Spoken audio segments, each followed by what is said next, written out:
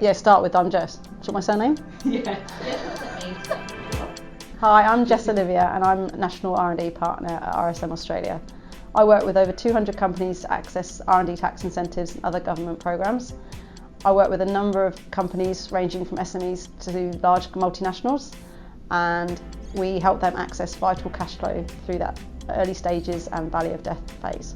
I've worked in R&D for 15 years, recently celebrating my 5-year anniversary at RSM.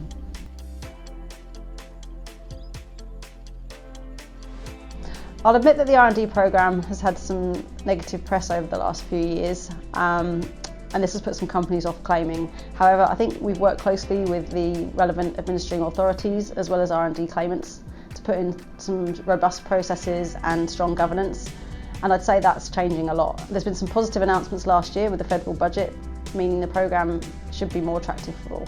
In terms of being a complicated process, having a good understanding of the eligibility requirements and the legislative principles is critical. It's also important for R&D claimants to accurately track and capture their R&D activities. It's a common theme, however, documentation really is key.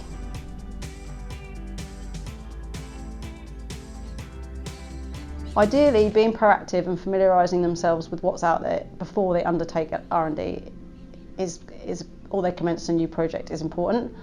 Whilst tax credits and other innovation incentives have been around for a long time and are quite an established source of funding, there are programmes which come through in rounds, might be open or closed, and since COVID there's been some new grant programmes, so it's really just being aware of what's out there and keeping yourself up to date with what's available.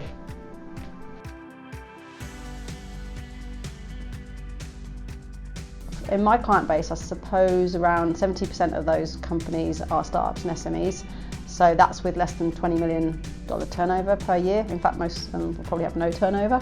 They're accessing the refundable R&D tax credits and considered early stage, and so they often want to qualify for early stage innovation company incentives as well, which we help them do, and other pre-revenue grants.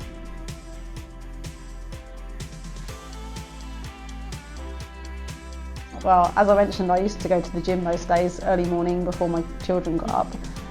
My COVID puppies changed that, and since September I pretty much get up at 6 o'clock or 6:30 to take her out for a walk.